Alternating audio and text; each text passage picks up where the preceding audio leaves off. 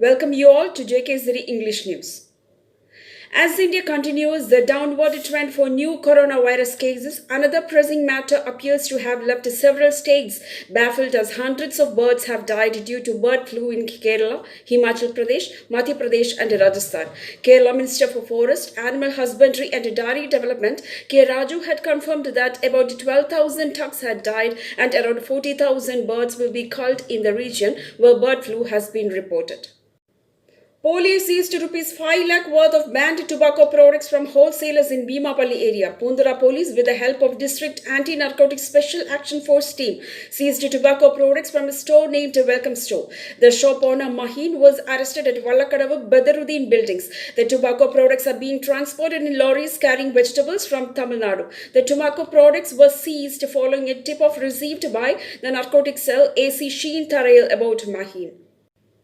MLA O. Rajagopal, who granted 20 lakhs to LBS College from MLA Fund, inaugurated flag-off ceremony of a new bus in LBS compound today morning.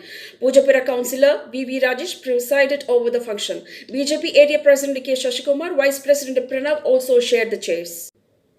Farmers' unions opposed to the new agri laws will intensify their agitation with tractor rallies at 4 border points of Delhi, including both eastern and western peripheral expressways on Thursday.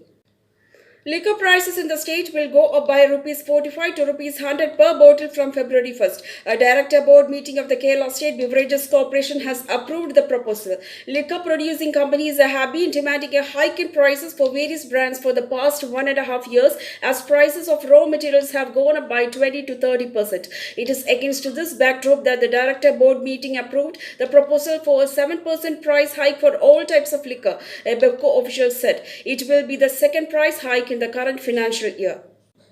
Liking the attacks on temples and idols as political guerrilla warfare, Andhra Pradesh CM Y.S. Jagan Mohan Reddy on Tuesday directed the police to tackle the situation. He also alleged that the opposition is indulged in vandalizing acts to divert public attention from welfare schemes launched by his government. A new model of political guerrilla warfare is taking place in the state.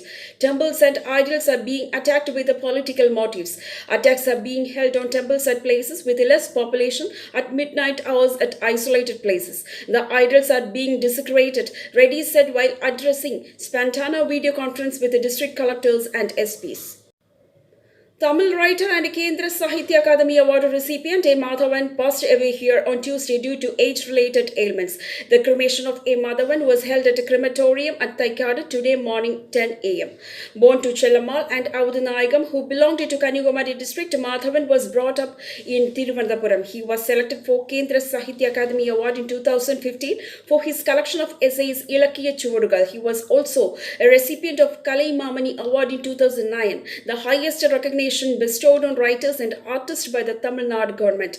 Mohapallavi, his first collection of short stories, was published in 1974, but Kadai Theru Kadaikal, the collection of his short stories published the same year, brought him more recognition. Krishna Perintha, one of his novels, is considered as a masterpiece. He was also conferred the Vishnupuram Literary Award. Madhavan had to give up his studies due to family circumstances. He later owned a shop in Chalai Market to earn a living. Most of his short stories were based on his experiences as a businessman. He is survived by daughters Kalai Selvi and Malar Selvi.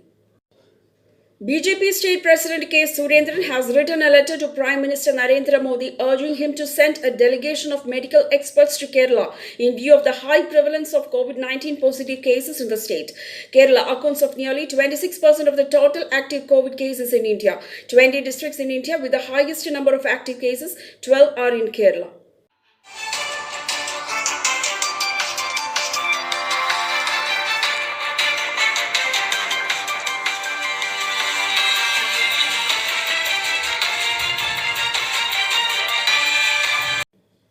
Prices of petrol and diesel have been hiked in Delhi by 26 paise per litre and 25 paise per litre respectively. This hike in price comes after 29 days. Following the hike in price, petrol is now being sold at rupees 83.97 per litre in Delhi. Meanwhile, the diesel too has become dearer in the national capital and is currently priced at rupees 74.12 per litre. United States international and a two-time World Cup winner Alex Morgan said on Tuesday she and her family tested positive for COVID-19 over the Christmas holiday and are all recovering well. Morgan, who is married to former Major League Soccer player Savannah Carrasco and gave birth to her first child last May, returned to the United States last month after a five-game spell with the Tottenham Hotspur in the FA's Women's Super League. In a recent development, India on Wednesday became the third country to record 1.5 lakh fatalities from the novel coronavirus outbreak.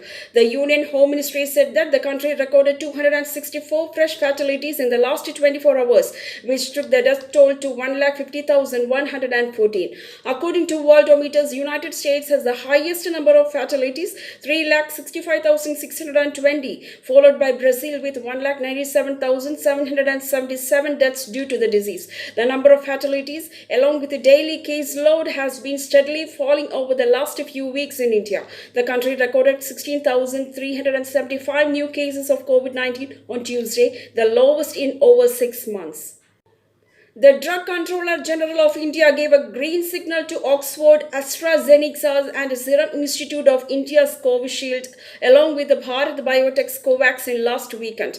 While Covishield has been authorized for emergency use only, final contours are reportedly being worked out for vaccination of Covishield as it is yet to fulfill additional conditions. The big question, however, is how many Indians are ready to take the vaccine. Since October 2020, online platform Local Circles has been collecting responses from citizens to know their approach on taking the COVID-19 vaccine, aimed to understand if the percentage of reluctance or hesitancy has increased, reduced, or remains unchanged.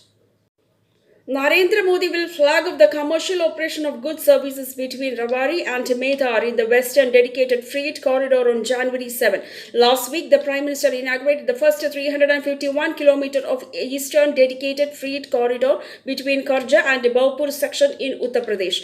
According to officials, the new section comprises 306 km stretch to spread both Haryana and Rajasthan. This section has a total of 9 newly built dedicated freight corridor stations.